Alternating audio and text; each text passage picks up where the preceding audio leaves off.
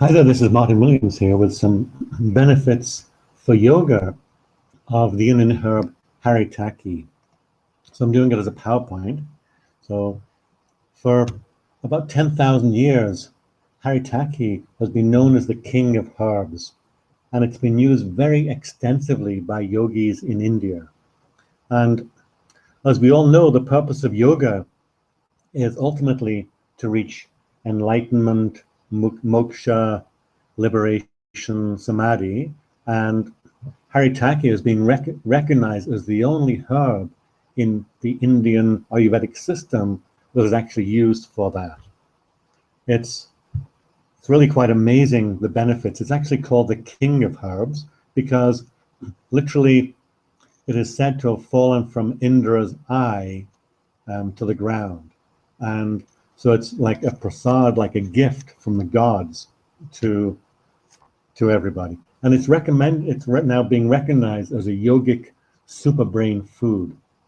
And I'll explain a little bit about that in a minute. So in terms of the disease aspect of things, it's the first one listed in the Ayurvedic system that actually cures all illnesses. It's the only herb and the first one listed that cures all illnesses. And obviously that's important for yogis, but even more important is the effect on higher consciousness. And then in Buddhism also, it's the source of healing. So the healing Buddha is the source of healing, and Haritaki is the primary healing medicine. Now the healing Buddha is not just about physical healing.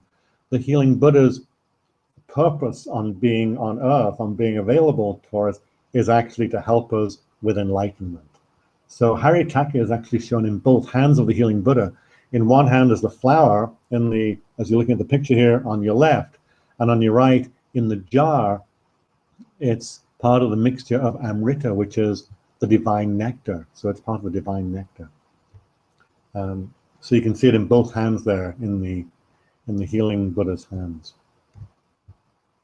And as I said earlier, the healing Buddha is actually about higher consciousness, and this nectar is there to illuminate the mind.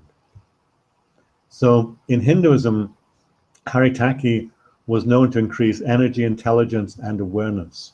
And the whole reason it's so effective is that it cleanses out the whole internal organs. So we can use it, applying it on the face, on the skin, for things like that, for healing there. But most effectively, it cleans out the whole intestinal tract, which is actually called the second brain. And this second brain in modern science is getting much more evidence of the connection between the second brain and our functioning brain. So unfortunately, though, its use in modern times has fallen away. The higher purpose of it has fallen away, and it's often recommended as a use for relief of constipation, and its higher purposes have been forgotten. But the new head of Hinduism, who is Paramahamsa Nityananda from South India, an amazing yogi, he's really rediscovered its mystical potential, and went back and found that it had been used for thousands and thousands of years for its mystical potential. And it really does oxygenate the brain by up to 300% and awakens mystical powers. And he said it especially awakens the third eye. And there's very practical demonstrations of this with children and adults in South India. So there's about 1,000, 2,000 children and adults in South India who take Haritaki regularly, who are starting to exhibit extraordinary yogic powers, the sort of things that Patanjali wrote about.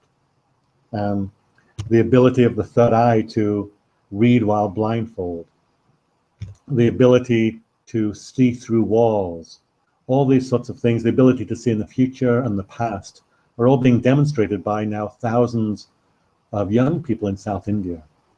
And so Paramahamsa Nityananda has this to say about Haritaki, that it causes a psychological revolution.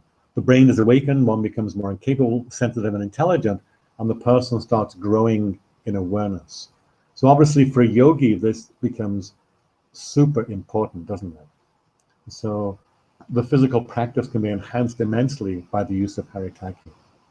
So we recommend that you take Haritaki daily to improve the brain performance and then access all these mystical powers. And ideally 3 capsules a day. And you might be asking, well, what is this? I've never heard of Haritaki before. What is it? Well, it's from a tree in India, and it also grows in Nepal and Thailand and throughout Southeast Asia. And the fruit is harvested and the fruit is processed and ground. It's recommended we take between 1/4 and 1/2 teaspoon a day. And if you're really sincere about a longevity of a program, we'd recommend that you sign up for automatic order so you continue to receive it each month. And so that really, I'd be recommending you plan on taking Haritaki for the rest of your life. And it also has very physical help too, with constipation, improves eyesight, teeth and gums, reduces blood pressure, reduces diabetes. And obviously we can't guarantee any of these statements. For more information, please go to the website, www.haritaki.org. So for all you yogis out there, please consider reading about it, studying it, finding out how you can take it. And I look forward to hearing from you. Please send me a note at haritaki.org and I'd be happy to help you with questions, okay? Thank you.